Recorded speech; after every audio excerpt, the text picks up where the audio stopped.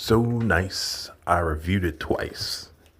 No, I really had to speak some more on the Black Grimoire of Diabolical Witchcraft by Oleander Sky because I'm still working through it. And there are just things about it that I wanted to talk about that I didn't cover in my first review. Okay, so first of all, the sigils look complex, but they're kind of comforting to draw. It doesn't feel like work. It almost feels addictive, like you want to recreate all the sigils and use them one by one, which is what I'm trying to do. This is a good thing because even though I've wanted to connect with more of the goetic spirits, I've never been motivated to use the classic sigils that are mainstream in occult communities. So, a few years ago, Lucifer told me to connect with the 72, but there were only a few that I would connect with on a regular basis that I was drawn to. But this book has made it easier to seek out the other ones that I haven't communicated with already.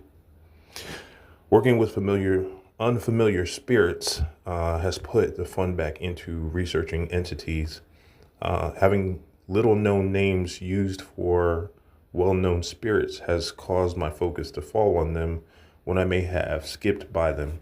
Okay, there are some of the goetic spirits that the book does not use their mainstream names. And so when I see a name that I don't recognize, I'll go and research them and I'll be like, oh, that's a name for that particular spirit. But it also gives me a deeper appreciation because I may find out something about that spirit that I either skipped over when I originally researched that spirit or just didn't know. Let's see. So learning about new spirits has made me excited for communication and given me fresh ideas for projects that aren't listed in the book. Okay, so when I read about this lore, about these like Slavic or Hindu or these Asian entities, sometimes I'll get other ideas or I may wonder how they interact. For example, I forgot the name of the spirit in the book, but the spirit's name is Kala, which is a male version of Kali. And Shiva is supposed to be the husband of Kali. So, kind of like I'm wondering, okay, if I invoke them both, how would that be? And so that kind of becomes a project. Or this one, I think it's Flaga. And that is a spirit that is known to work with reflective surfaces. So then project ideas will come up with that, and so on and so forth. So I just like how this book is very inspiring. I don't find myself desiring to move on to another book. I find myself really taking the time to plan out my work with the book. I keep it on hand, which is kind of wearing on the book.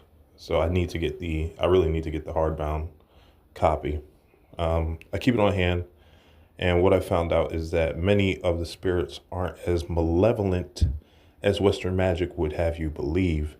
Many spirits serve as protectors, deliver justice to evildoers, or they just have sometimes good moods, or they have positive aspects that can be tapped into if the reader does a little research. Okay, some are even said to specifically help with spiritual growth. See? So if you just took things for what it was in the book and just assumed that they were demons, then I feel like the reader really misses out.